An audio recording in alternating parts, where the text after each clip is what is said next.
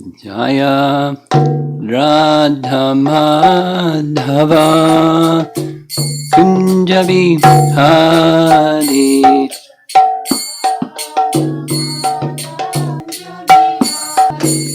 Jaya Radha Madhava Kunjabi Hari.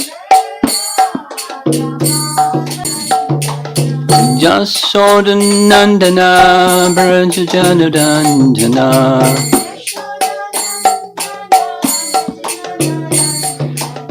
Jamuna Tira Vanachadi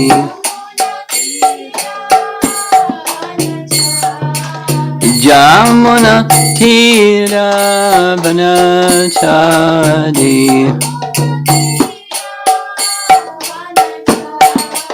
Jaya Radha Madhava Kunja Bihari.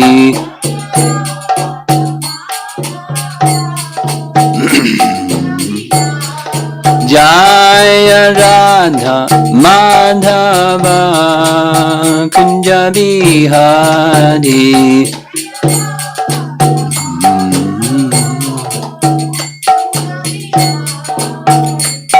Gopi Jana Vallabha Girivardhari.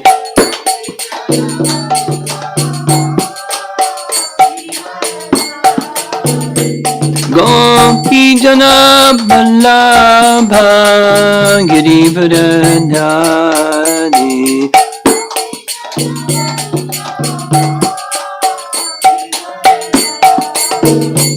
Jasodhanandana Brajajanadandana Jasodhanandana Brajajanadandana Jamuna Tira Vanachadi Jamuna Tira Vanachadi Jaya Radha Madhava Kunja Bihari.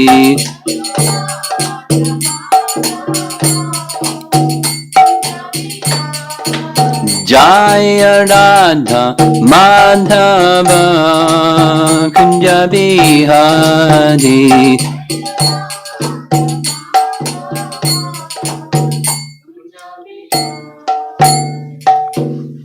Jayom Vishnupad Paramahansa Parivajagacharya Astatarasatasi Srimad His Divine Grace Sri Bhaktivedanta Swami Srila Prabhupada Ki Ananta Koti Vaishnavrinda Ki Grantaraj Srimad Bhagavatam Ki Gaur Pimanandi.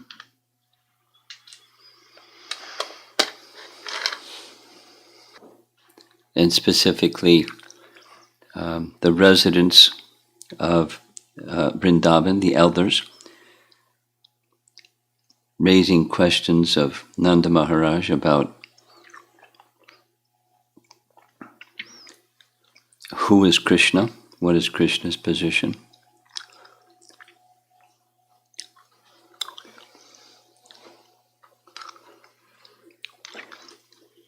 And he responded,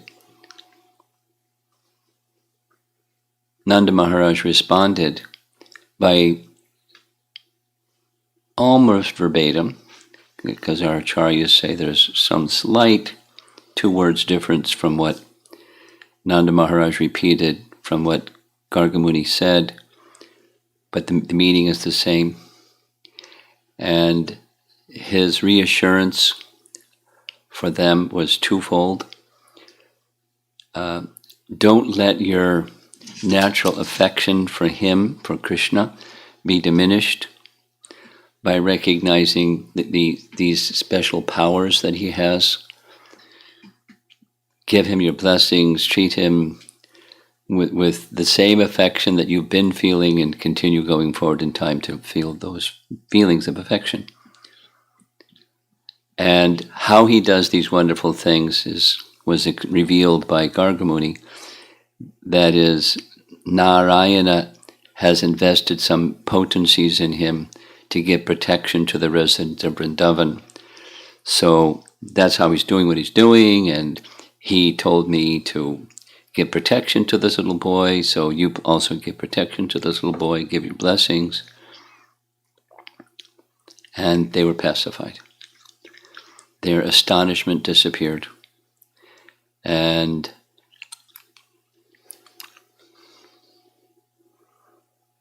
let's see if I can find where we ended up.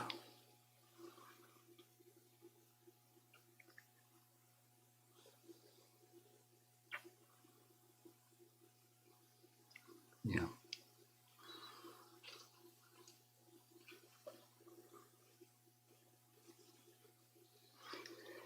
Yeah, we read what from chapter 45 of Canto 46, from Canto 10, where Uddhava pays a visit to Vrindavan as a messenger from Krishna, to carrying a letter to the gopis, that section. And his first stop was at the home of Nanda. And so Uddhava speaks what he understands, what is Krishna's position, and we read how Nanda processed what Uddhava had to say.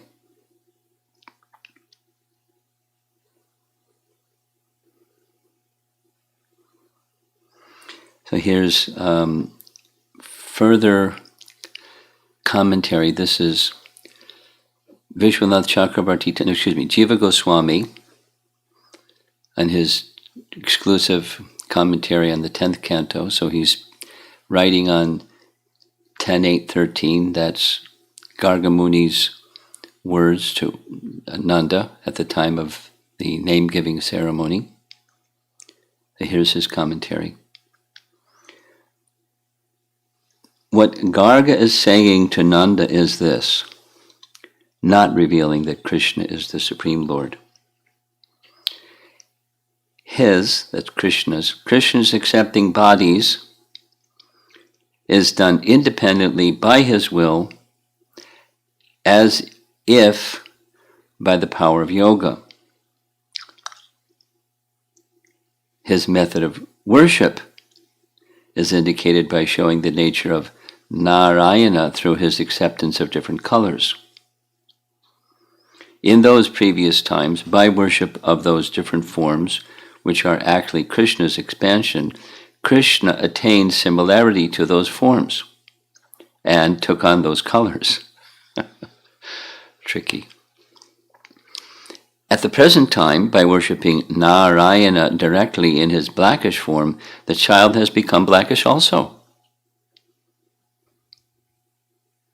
It will be said, coming up later in this chapter 8, Narayana Samo Gunai. That's one of the texts that we read. Narayana Samo, Sama, equal or like. Gunai, in quality. The child has qualities like Vishnu. Thus, his previous births were described, and Nanda, a great devotee, was satisfied. It should be understood that Krishna is also the principal name, since in this form he is fixed in his natural form with display of the highest qualities. Thus the meaning also is he assumed the form whose name is Krishna. Then there's another reference to this verse that we read. That's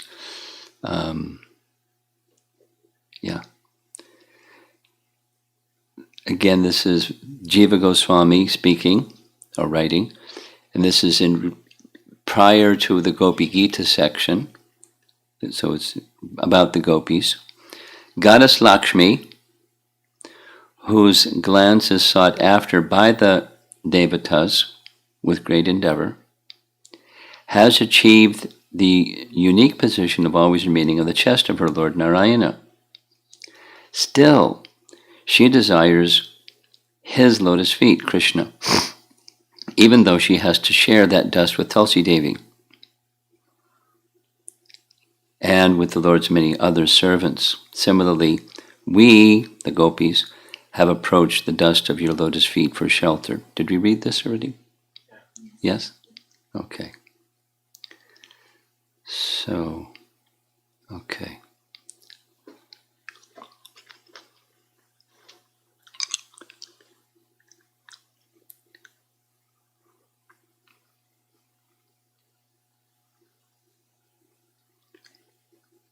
Okay. Wait a minute. That's 23. Sorry. 24. We're at text 25, yes? 24? Okay. 24 or 25? Not 25, but it's 24. 24, okay. Okay, here's text 25, 24 translation. Sukadeva Goswami continued, having heard Nanda Maharaj relate the statements of Garga Muni, the residents of Vrindavan became enlivened. Their perplexity was gone, and they worshipped Nanda and Krishna with great respect. So this is the mood of astonishment has now subsided, and they're going to get back to business as usual, just seeing Krishna as their son, or Nanda's son, but like their affection, thus their son. So in Rupa Goswami's language, Bhakti Rasamrita Sindhu, Nectar Devotion, there's different ones. Adbhuta, like we say, Adbhuta Shringha, Adbhuta, wonderful. See Lord Shringadevan, Adbhuta Shringha. Or he also uses other terms. So here it's this Maya, and it's being translated, BBT translation is perplexity.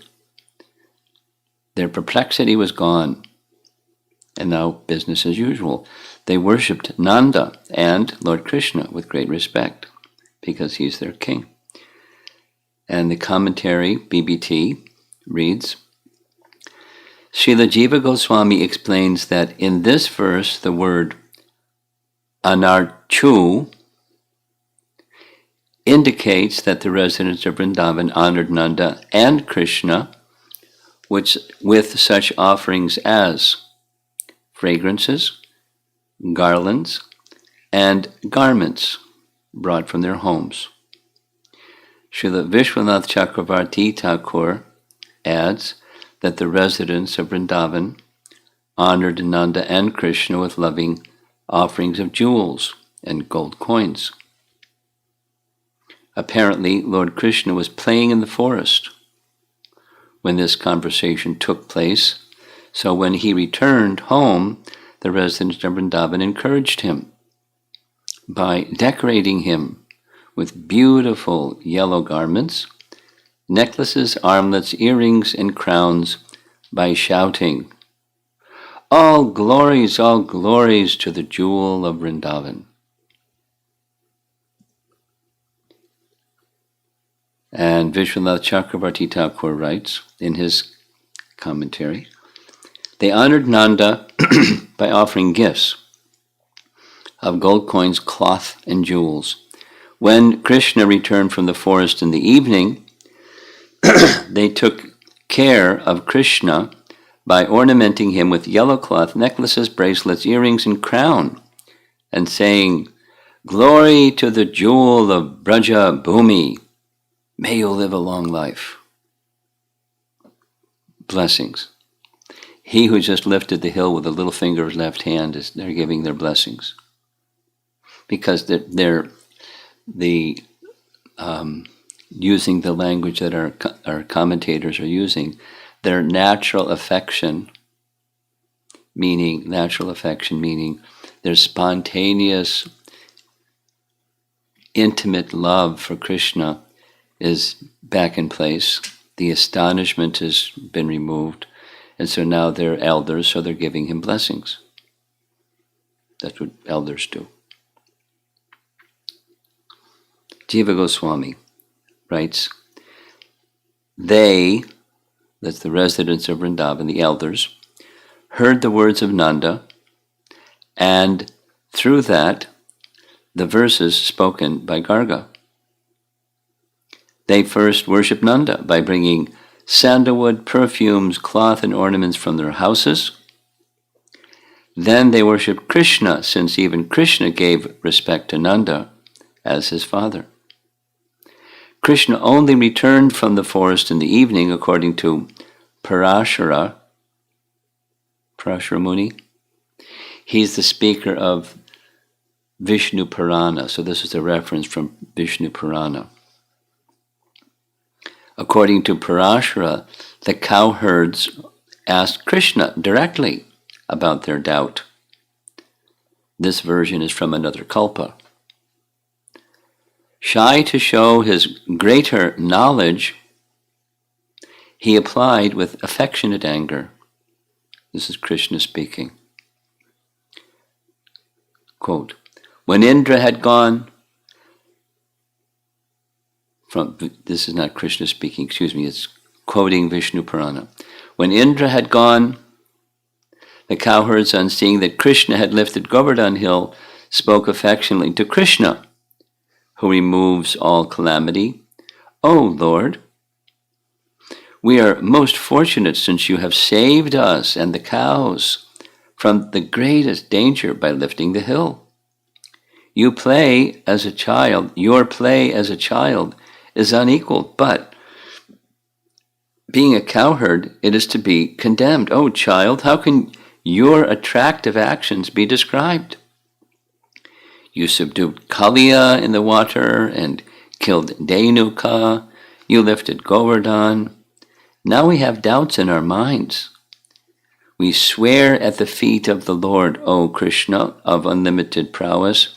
It is true, we cannot consider that you are human on seeing such powers. All of Vraja, including women and children, have affection for you, O Keshava. Even the Devatas cannot perform such acts, since you have such powers as a child. It is not proper to stay among us, O unlimited Krishna. These thoughts give rise to doubt. Are you a Devata, a demon, a Yaksha, or a Gandharva? Thinking about this, we conclude that you are our friend. We offer respects to you.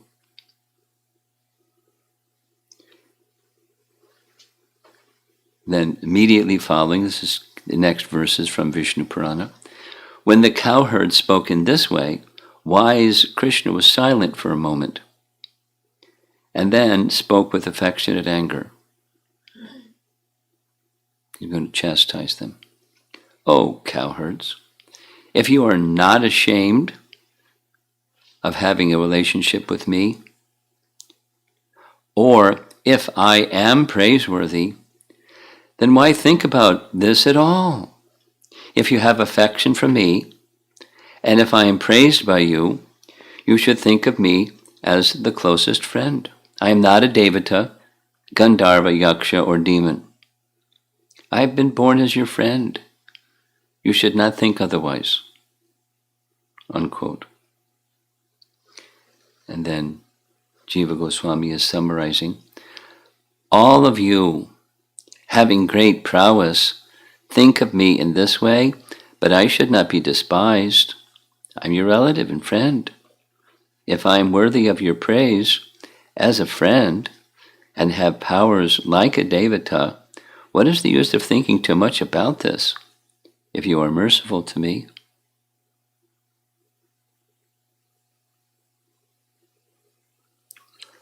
Though they all had doubts removed by the answer of Nanda, they spoke eagerly to him to make this conviction stronger and hear directly from his mouth. Their doubts could not be removed by artificial methods. And there's only one more commentary, and we're going to have a shorter presentation and lots of time for discussion because we've been running way over time with our classes. So here's Vishwanath Chakravarti Thakur writing. The Brajavasis honored Nanda and Krishna with love offerings of gold coins, cloth, and jewels. Krishna was playing in the forest when this conversation took place, so when he returned home, the Brajavasis encouraged him by decorating him with yellow clothes, necklaces, armlets, earrings, and crowns, and by shouting, all glories to the jewel of Brajabhumi. May you live a long life.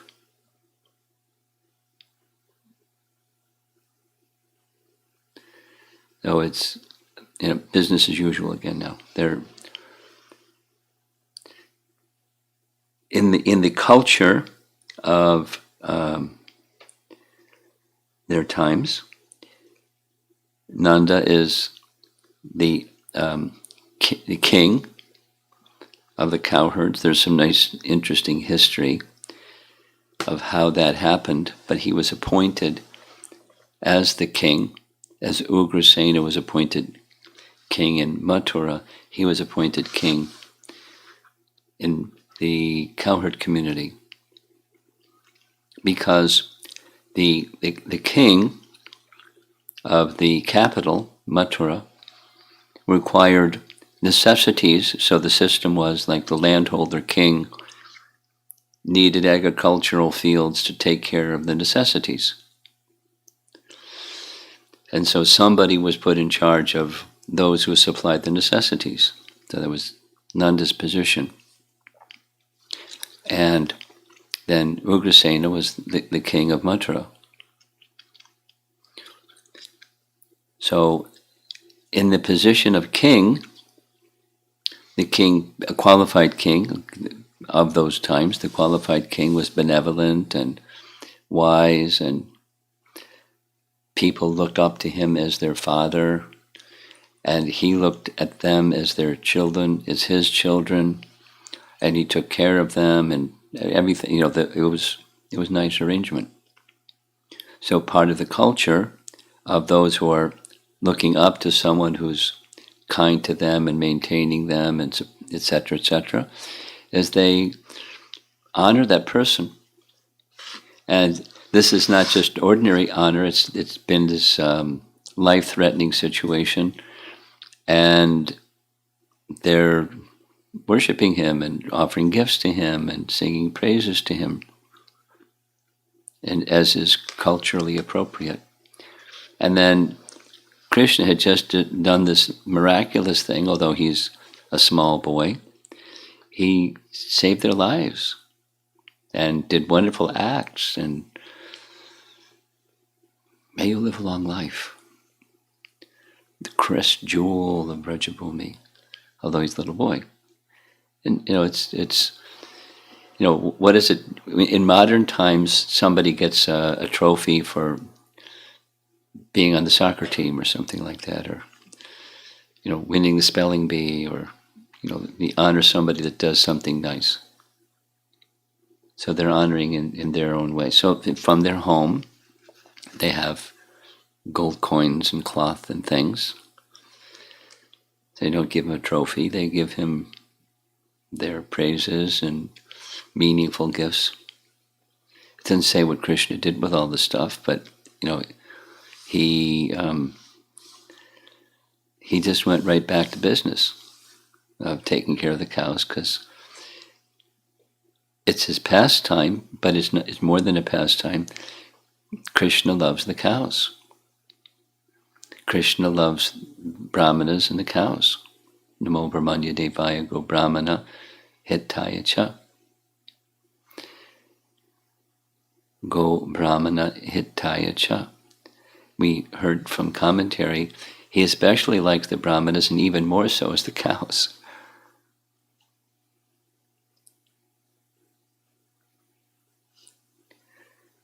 And therefore his planet is called Goloka. Just visiting this topic again of getting a picture of the Supreme Personality of Godhead, using Prabhupada's terms, or the Western terminology of God. I'll just share with you, I had some discussion with a student at Washington University in St. Louis. She grew up in a Christian Scientist family, but her mother had read Bhagavad Gita when her mother was little. And so the daughter knew that the mother had read Bhagavad Gita, and when she saw an advertisement on campus for discussions on Bhagavad Gita, she was curious, because her mother had read Bhagavad Gita, although she's a Christian Scientist. So we had this nice discussion. I said, could you share with me what the Christian Scientist view is on different things? And if you like, I can share correspondingly what the Bhagavad Gita picture is on those same things. So we went through a whole, there's a lot of match. I mean, reincarnation. Christian Scientists have a very clear idea of reincarnation. The soul distinct from the body. And their idea of reincarnation, well, anyway, so then I asked, what's the understanding of God from Christian Science? And it got fuzzy. Like, well, you know when you get there. And you can't know till you get there. Which was, he's adhokshaja, he's beyond the senses, so you can't know. But, so those that got there, how do they know they got there? Is there such a thing as spiritual form? Because with spiritual form, there's spiritual senses. Just like we're here seated in the room, how do we know we're here in the room? We have senses, and we can see the wall and hear some sound and so forth. So through our senses, we know where we are. So when you reach God, how are you going to know you're there? That means, implied is, you have spiritual form. Different than a physical form, a spiritual form. And then, what's it like there? And she again said, well, you won't know till you get there. So I said, here's what the Vedas say. There's a place where God resides, and it's eternal, full of knowledge and bliss. And the name of the place is Goloka, which literally means the planet of the cows. And she went, no. I said, what do you mean? She said, well, you can't have cows. Well, you can't have cows. As above, so below. So there's cows here. Why not cows in the kingdom of God? She said, no. I said, they're not ordinary cows. Here's the ordinary cows, and there's like transcendental cows. They can fulfill all desires. They're Surabhi cows. Not just milk. They can give anything. She said, I have to think about it. I said, you're not going to understand by thinking about it. Because beyond your thinking power to understand the kingdom of God and what it's like there. You said it. You won't know till you get there. You won't just think about it and...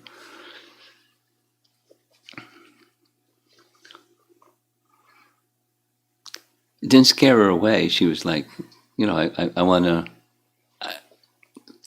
Because the exchange was warm, so I could say those things, kind of like, get it out of the box of whatever. Not really understanding God has form, God has activities, God has loving exchanges, and there's all varieties. And he loves the brahmanas and he loves the cows. And he has that prerogative, so he loves cows. So Krishna, very right after all of this happened, he's out taking care of the cows. not just because he's dutiful. He loves the cows, and the cows love him. I mean, all the living entities in Vrindavan have that same love for Krishna, and the cows especially, and Krishna reciprocates the love the cows have for him. Not just like a mode of goodness animal compared to ferocious animals or vicious animals. They're mode of goodness animals, but these are transcendental cows, and Krishna loves them, along with all the other entities, beings with spiritual forms in the spiritual world. Because we've been hearing, morning and evening class about all the residents of Vrindavan. Like Krishna has a spiritual form, they have spiritual forms. And their senses are for the satisfaction of Krishna's senses, and they're not thinking anything else. And Krishna's desire for happiness is all variegated, and so they're ready, according to their capacity and their nature and so forth. They satisfy Krishna's senses. It's the kingdom of love. The kingdom of God is the kingdom of love. And love doesn't look like this material world is a reflection, perverted reflection of everything in the spiritual world. Love here is my interest, my senses, etc. And even there may be like sacrifice for another's happiness. It's about my happiness. And my happiness gets pinched, and I don't know about this relationship anymore.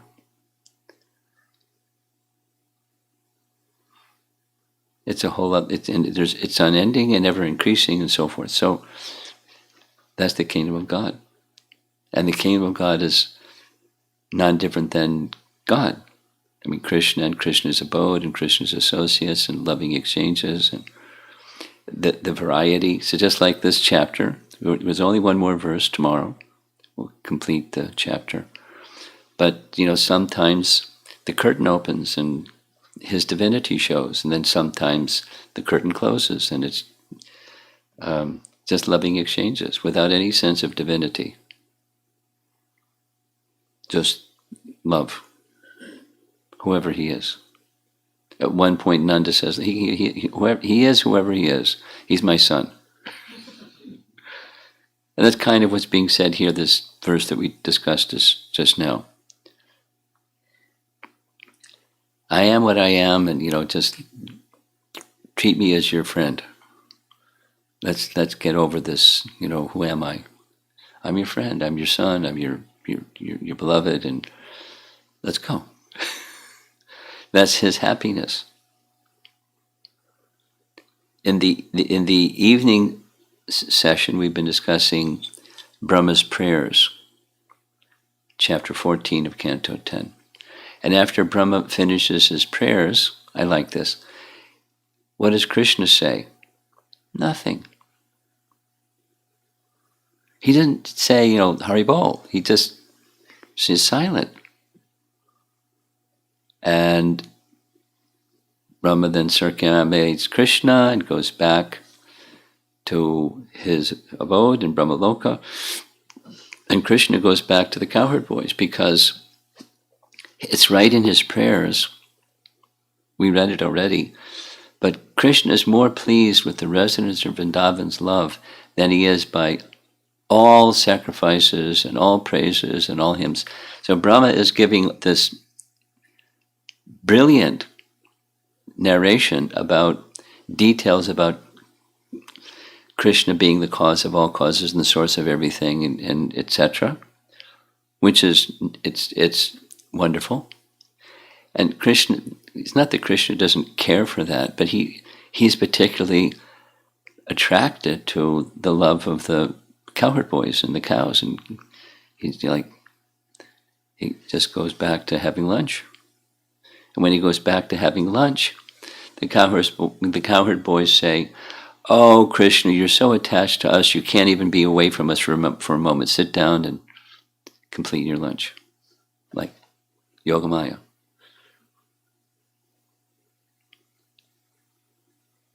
The curtain is closed again. sometimes and sometimes. It's all by his, and he enjoys lifting Govardhan Hill, and he enjoys the astonishment of the resident of Vrindavan when he does that, and he enjoys them again becoming, I'm just your friend and your son, and you're like, let's get on with it. He enjoys that too.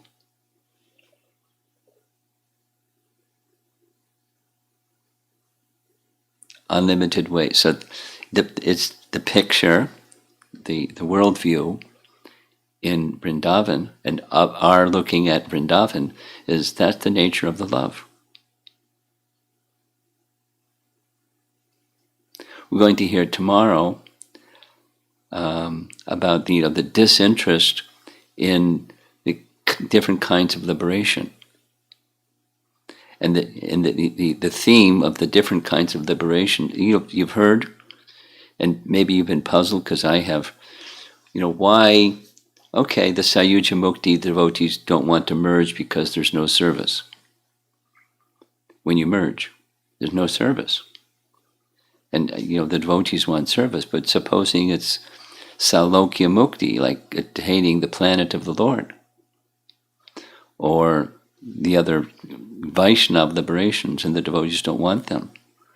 What if the Lord wants you to have them? Why would you say no? And the answer is given by our acharyas is that is taken to infer the Vaikuntha position, not the intimacy of Braja. It's again the emphasis on the love of Braja. The love of the Brajbasis is super excellent. And at least followers of Chaitanya Mahaprabhu, we're being encouraged again and again in multiple ways to become attracted to that quality of love. Brahma, from the evening discussion, chapter 14, he doesn't consider himself eligible for that kind of love, but he wants the mercy of those who have that kind of love. He wants the dust from their feet. He wants the dust from Krishna's feet. He wants this humble position of and appreciating their exalted, super exalted position. So that's a nice position for us, like our discussion yesterday about, I'm way down here and this is way up there. Just appreciate these eternal associates of Krishna in Braja. And so hear about them, chant about them, remember them, appreciate them, worship them, aspire for their mercy.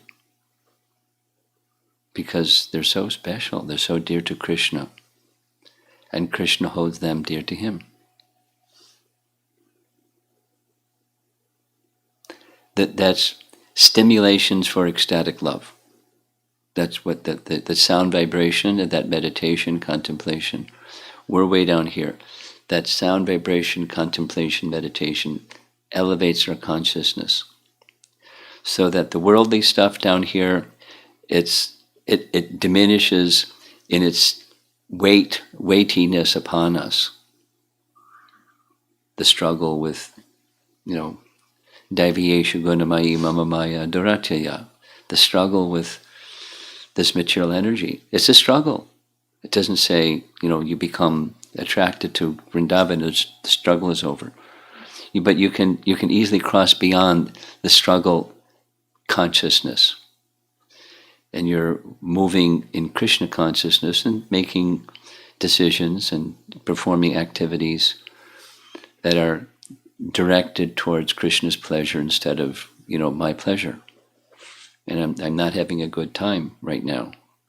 I'm going through, somebody said something mean, or I stubbed my toe, or something. Some misfortune came into my life.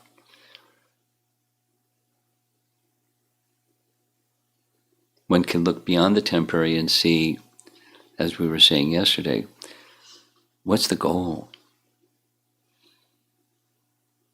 And is it attainable? What's the means to reach the goal? I'm way down here. What's the means to reach the goal?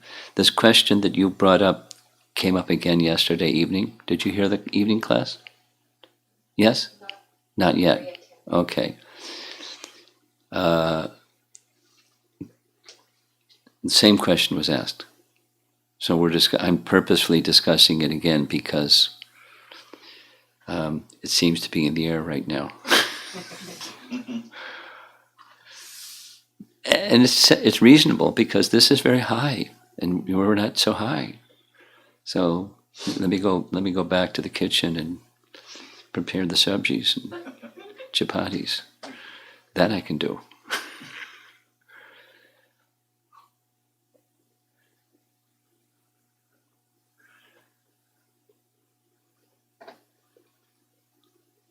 Okay, so let's see if there's some discussion.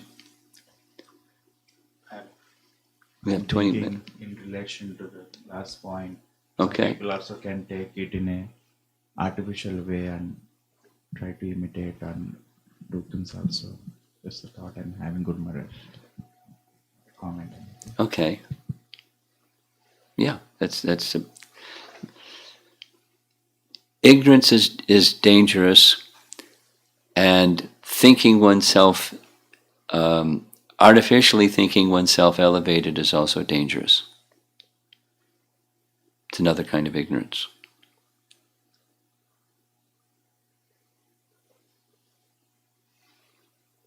So we just admire and worship and praise and appreciate it, so on. Hear, remember, glorify.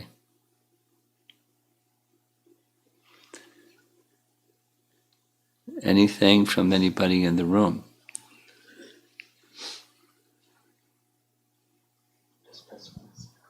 Maharaj, while reading, you mentioned something about Parashara Munis, that is Vishnu Puran. Yeah. The explanation was from a different kalpa. Yes. So it's inconceivable anyway for me. But the once in a day of Brahma, we are fortunate, like 5,000 years he was there. Yeah. To hear all this. Yes. It was from a different kalpa. That means, is it again on the same planet Earth, or is it different universe? Oh gosh. Gosh. I think we'll have to ask Jiva Goswami or Parashara Muni. There's no indication. Which place? But specifically a different kalpa. And kalpa means day of Brahma. So it could be the same, could be. We don't know. Different universe. Because his pastimes from this place goes to the next place. The pastimes are eternal, they're always going on. Like the sun rising is always going on somewhere. So the pastimes of Krishna are always going on somewhere. That's the context of the question. So there's no indication.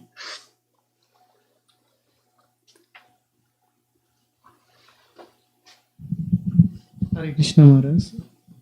My question is, it's been there for a while. The five rasas, when the devotee know that Krishna is so great, the dasya and santa rasas maybe can be easy, but the other three rasas may be difficult. But you said curtains open and close, yogamaya. It's very difficult to understand or conceive that, okay, with somebody that is very great, to have that kind of relationship with him that the Vrajavasis are having. So how to understand that? It's affection, that's how.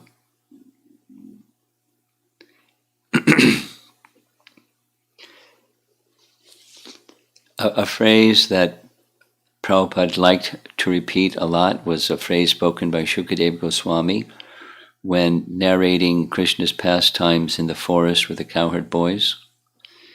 Krita punya punja was the little phrase.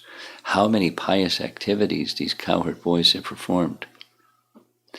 And then we should understand it doesn't mean mode of goodness, piety. It's the other kind, it's transcendental piety, because there's different kinds of piety. So it's how did they become eligible to be with Krishna all day long and just play with him with that kind of intimacy. Even Shukadeva Goswami is astonished, what to speak of you and me. It's not ordinary.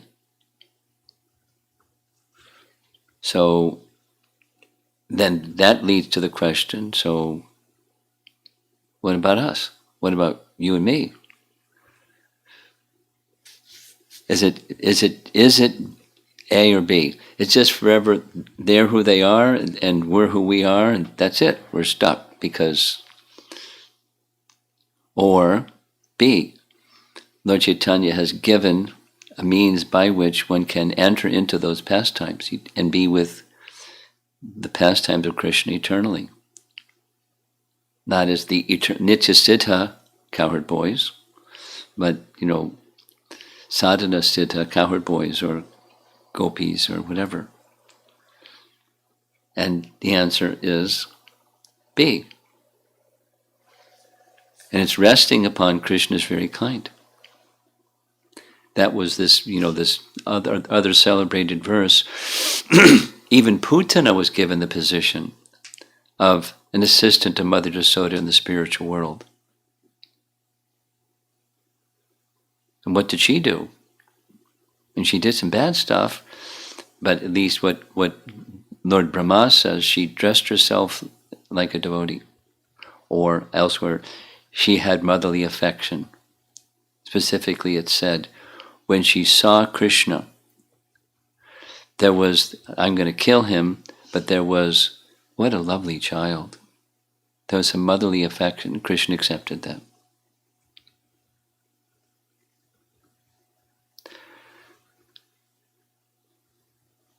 So we don't adopt the mentality of Putana, we adopt the mentality of sadhakas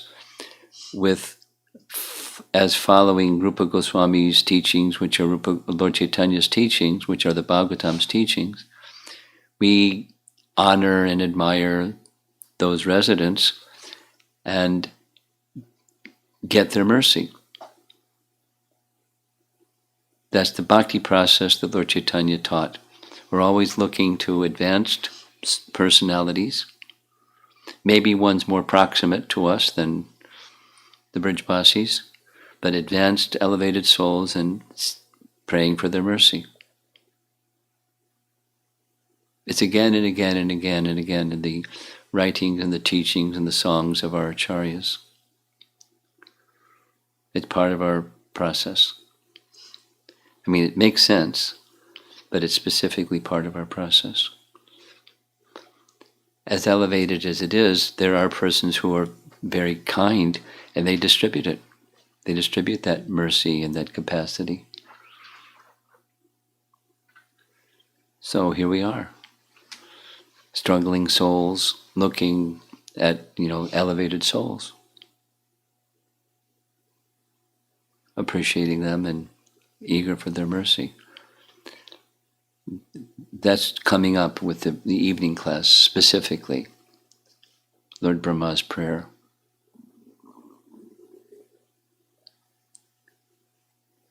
Wishing to be a blade of grass. We're going to hear some more tonight. But so that he can get the mercy of the residents of Vrindavan. He considers to be a blade of grass more fortunate than the post of Brahma. And that's, the post of Brahma is way beyond heaven.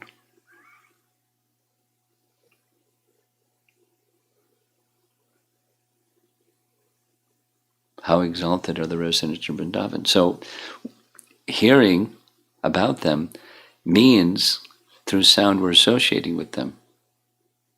And Krishna's love for them and their love for Krishna, and the sound vibration brings us there. We're far from there. They're back to that theme. We're really far from there. But the sound vibration carries us there. It's a very gentle and merciful process. In Canto 1 chapter 3 that one of the concluding verses is the Bhagavatam is like the brilliance of the sun and the coolness of the moon, because the sun is scorching hot, depending on what climate and what part of the world, but the sun is scorching hot and the moon is cooling and soothing. The Bhagavatam is cooling and soothing, but with the same, all the light of the sun simultaneously. It can purify and it's soothing. So just hearing. And what's our qualification? We're just covered tiny specks. Getting this, so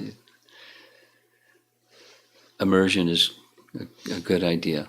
At least, regularly here, and makes us qualified.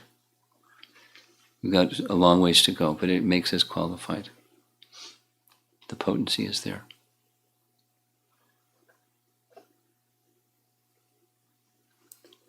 Anyone else in the room, or we'll go to the online questions?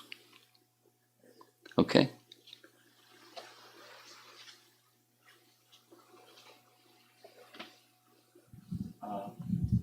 Thank you. This question is from Radha. She has 2 questions. Do all Rajavasis and Gopas knew that Krishna is the Supreme Lord? And another question. This came up yesterday, before you go to the other question. Jivana Jivana asked this question. And I don't have a statement from our acharyas that said yes or no.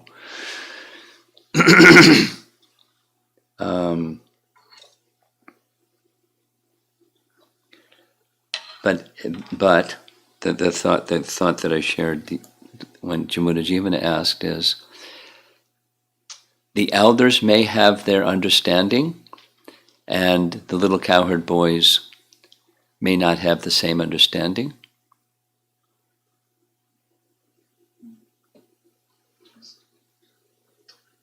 Second question. Krishna loves everyone, but he is not being partial to his cows. How to understand this? He's not being partial to the cows? Yeah. Well, he's equal to everyone, but he reciprocates according to their regard for him.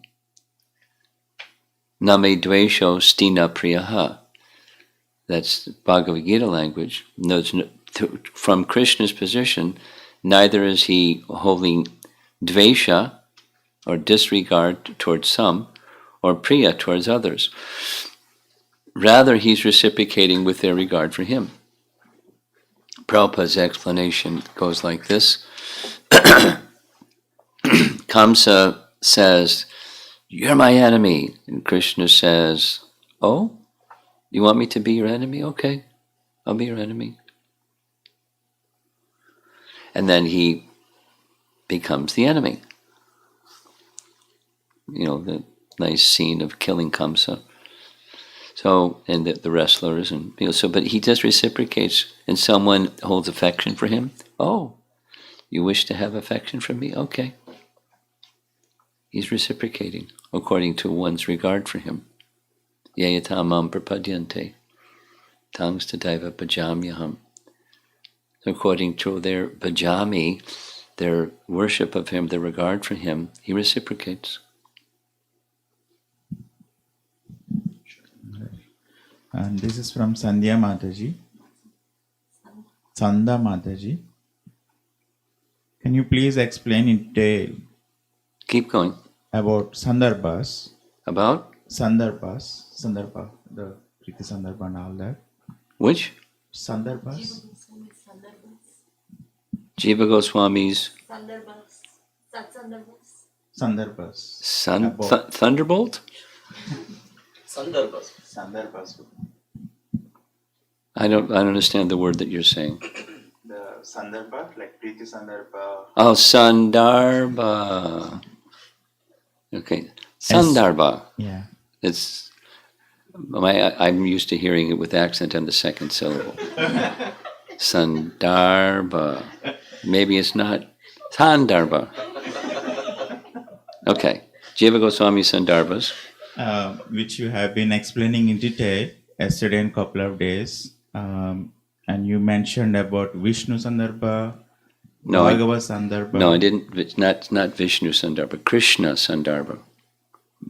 So difference between Vishnu Tattva and Vishnu Sandarbha, I think. Question is. Well, here's the 6 Sandarbhas in sequence. Then the person can send in the second question, the follow-up question, because I'm not sure what their question is. The number 1 is Tattva Sandarbha, the foundation of how do we know Krishna? How do we know the absolute truth? And it's through the Vedas. And then there's a number of other things that's in Tattva Sandarbha. And then he goes to Paramatma Sandarbha. And so that's Vishnu within this material world, that's using Radhika Raman's language, a suppressed version of Bhagavan. That he doesn't show the fullness of Bhagavan, he shows less than the fullness of Bhagavan, Paramatma, because he deals with Prakriti. And how does that work? Paramatma Sandarbha. Before he speaks about Krishna, he speaks about Bhagavat, or the principle of Bhagavan. And then the 4th is, amongst the forms of Bhagavan, there's Krishna that's superlative. That's 4 Sandarbhas. And then number 5, so those are all, those first 4 is Sambandha, or the relationship between all things and their source. Then comes, what after Sambandha comes what? Abhideya. So that's Bhakti Sandarbha. Acting in one's relationship with the source of everything is Bhakti. And then finally is Prayojana, the ultimate conclusion of acting in your relationship is Prema, and he calls that Priti Sandarbha. So there's the 6. Now, I'm not sure what this person is asking, because it sounds like she's not, or whoever it is, has not understood this little overview I just gave. This question is from Rupavilas Prabhu. Okay. Krishna loves cows, which are animals in the mode of goodness, but in Srimad Bhagavatam, those who are in material consciousness are compared with cows and asses. I wonder why they are grouped with asses, which are in mode of ignorance. Well, that's a nice question. I've heard that question asked before. It's in simple language, it's an animal. So animals that are in the mode of goodness are also animals. And he holds special the cows, but at the same time, they're not. The human form of life is beyond even a cow. The human form of life is meant for self-realization, and cows don't have that capacity. They can be nice, but they're not going to become self-realized.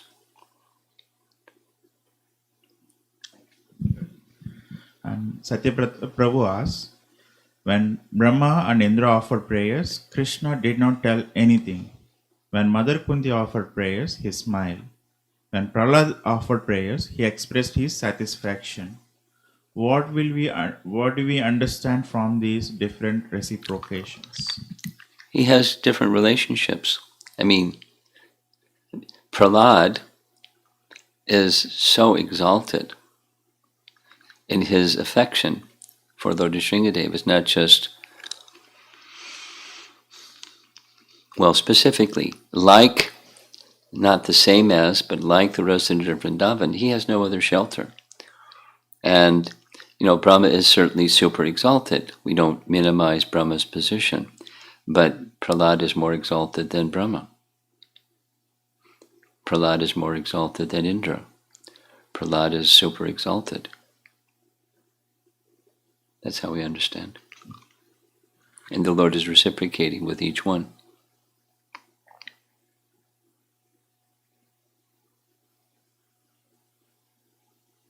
Govinda Mohini Mate was asking, Vrajavasis had natural mood and attraction to love Krishna and please Krishna in all circumstances. Being covered, I do not have that. To help me, I am given an exercise from my Bhakti Shastri teachers. So the exercise is to remember to have intention to please Krishna during my sadhana and services. It seems mechanical and dry to do these exercises. Can you please comment on importance of doing these exercises? Sure.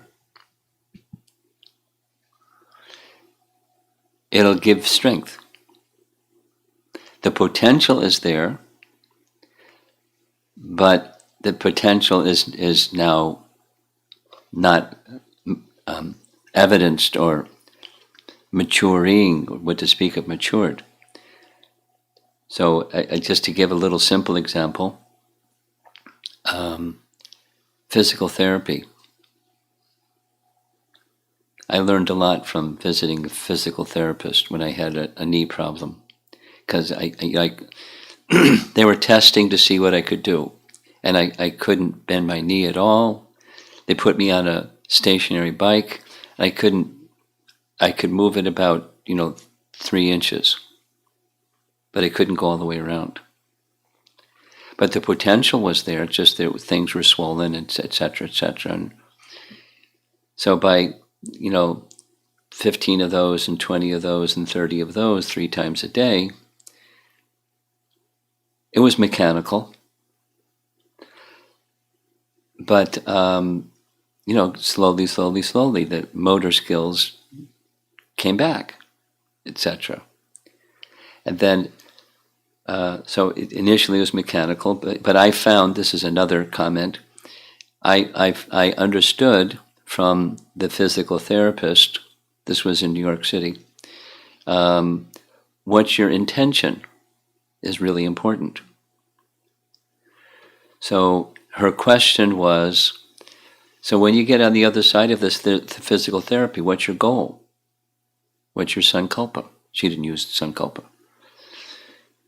And I said, well, I want to be able to go up and down stairs like I'm not an old man. And she said, okay, great, wrote it down. What else? And I said, well, I don't know what else. And she said, well, like, you want to get back out on the tennis court and play tennis? And I said, no, that's not. Well, think about it. So I thought about it. I mean, I've shared this a number of times, but I thought, this is the beginning of the summer, and there's going to be a visit, a yatra going to Vrindavan. I want to be able to walk around Govardhan Hill, not ride on a rickshaw or a taxi or something. I want to walk around Govardhan Hill.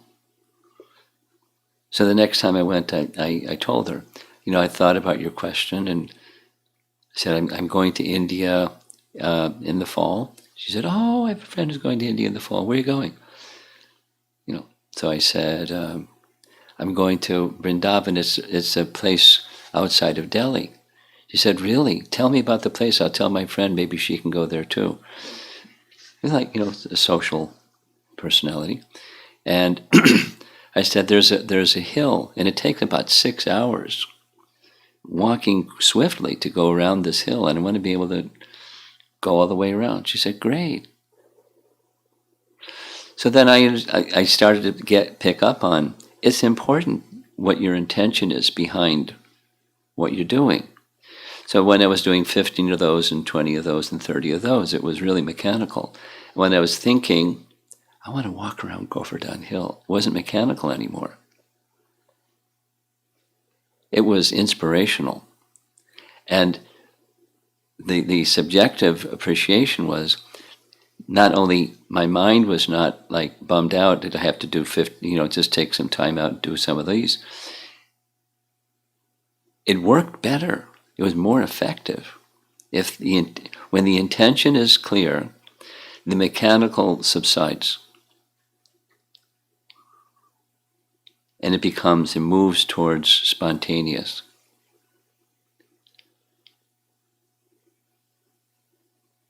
Or that which is natural. So same with this exercise. It may seem mechanical, but what's the purpose behind the exercise? It's to align with Krishna in the choices you make for pleasing Krishna, because that's bhakti. It's a mechanical exercise because you're not used to thinking that way. Or not just you, we are not used to thinking that way. So you exercise, 15 of those and 20 of those and 30 of those, and voila, your motor skills are back. Or your wanting to please Krishna tendency becomes awakened. So initially it's going to feel mechanical, that's okay. Be clear what the intention is behind the exercise, and it gives life to the exercise. This is from Amol Prabhu from Houston. The Bhagavatam appears when Krishna wraps up his earthly pastimes. Does this mean the Bhagavatam comes only once in a day of Brahma? No, Bhagavatam is eternal. And okay, so he's not saying is it eternal or temporary. Every Kali Yuga.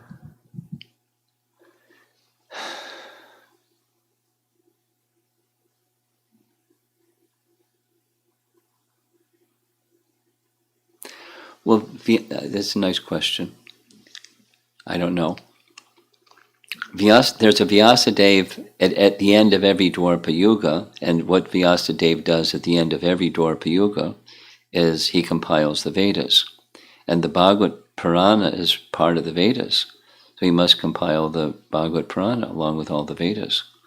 What the form and content and subject matter is, I've never seen anything that says what it is, but it manifests every the end of every Dwarpa Yuga, the beginning of Kali Yuga.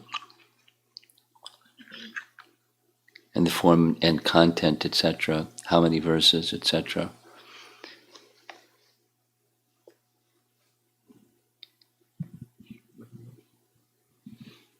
This question is from Mahamantra Prabhu. Will there be parental affection on Lord Vishnu in Vaikuntha just like Mother Yashoda? No. Why? I'm just responding. No. There isn't a mother of Narayan.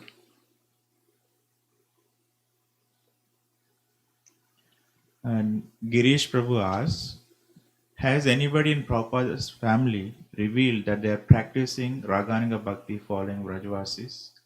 I have read In his family, meaning his children?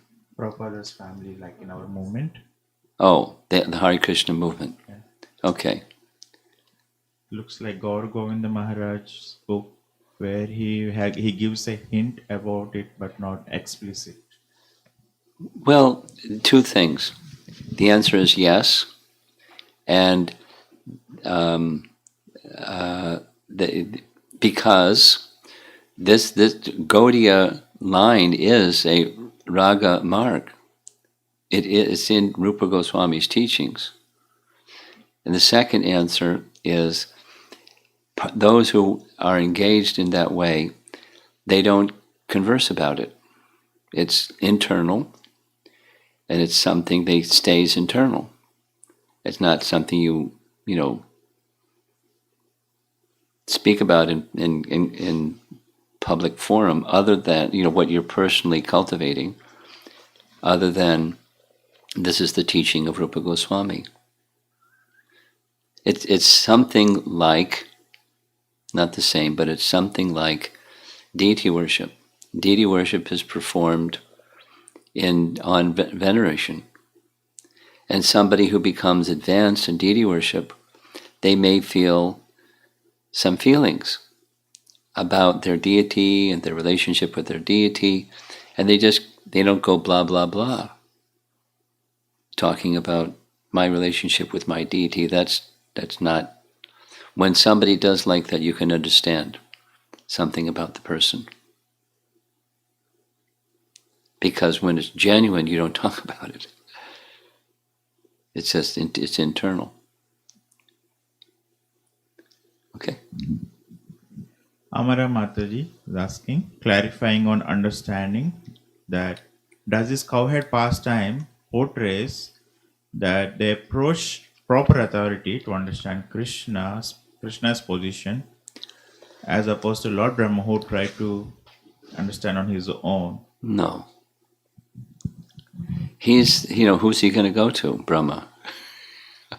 These are citizens or residents of Braja, and they go to their king. Who's Brahma going to go to?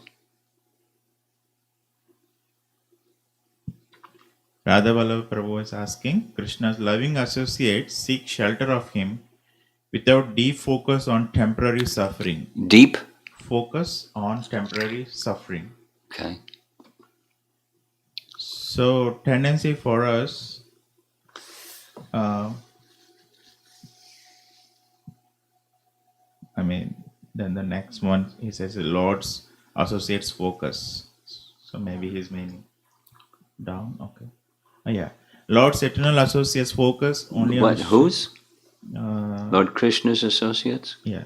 Like he's saying, Lord's eternal associates focus... The Lord's eternal... Read slowly. The Lord's eternal associates... Focus always on shelter of Lord in temporary sufferings is tendency of sadhakas primary focus on suffering on another a function of... On what kind of function? The sadhakas faith in the process,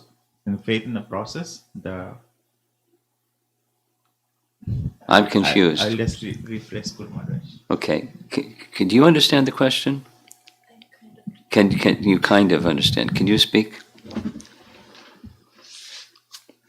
Don't just read it. Just explain what his question is.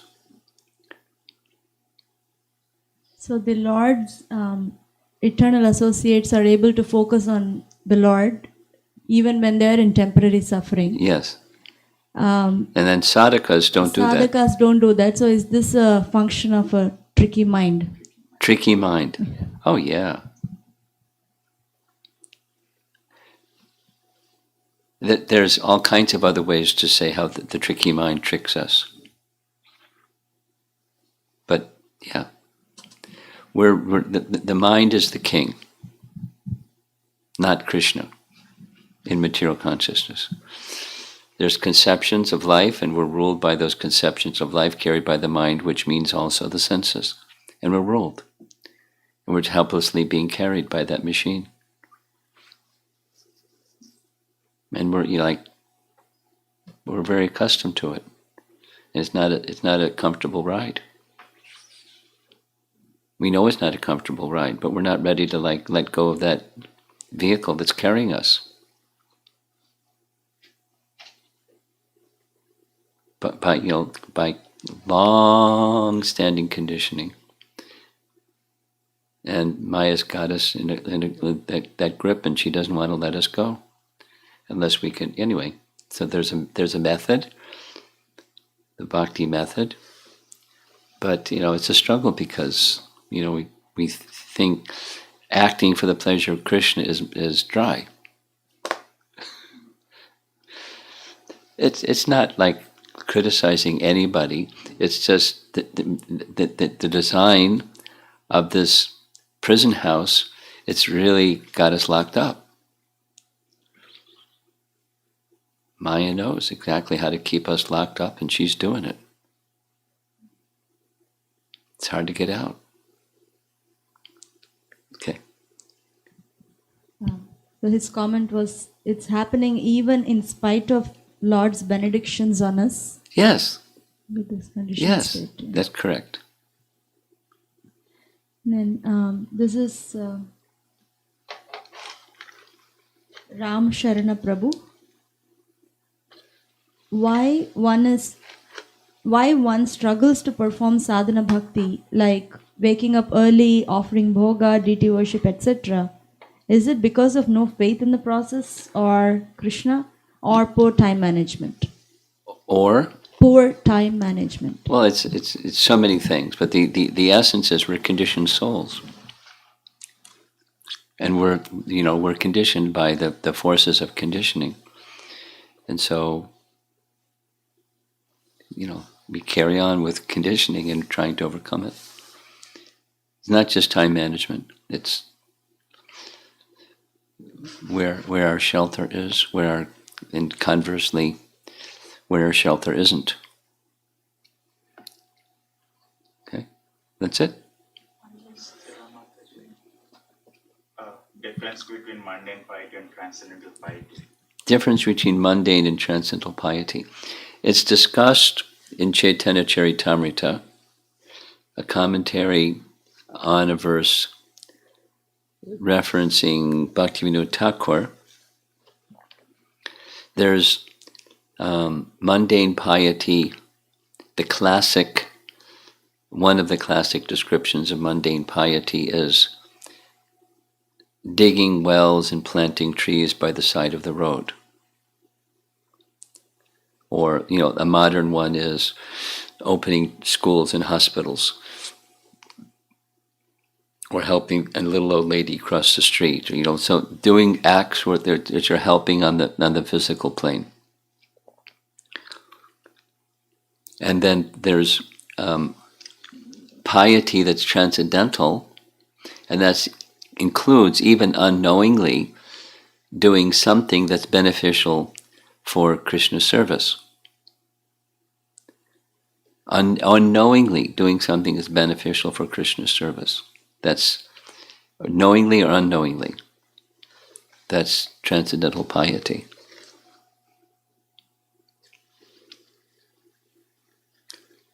Yeah. This is Giri Prabhu.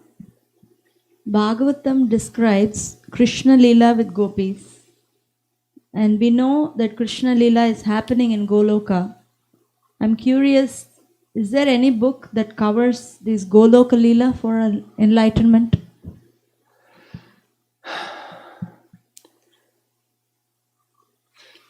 What happens in this world is the same as what happens in that world. It's not different, with the exception of what Bhaktivinoda Thakur calls occasional pastimes, such as the killing of demons and the birth pastime, because there's no birth pastime. But other than that, they're identical. So it's right there in the Bhagavatam, with just looking through the lens of the occasional and the eternal. And dancing with the gopis, that's eternal. And other herding of the cows, and just meeting demons and confronting them, that's another thing. No Indra sending torrents of rain to kill the cows, that's not there. But there's a bhava like that of danger, and then Krishna protects the Brijvasis from danger. Okay, we're done. Srila Prabhupada ki jai.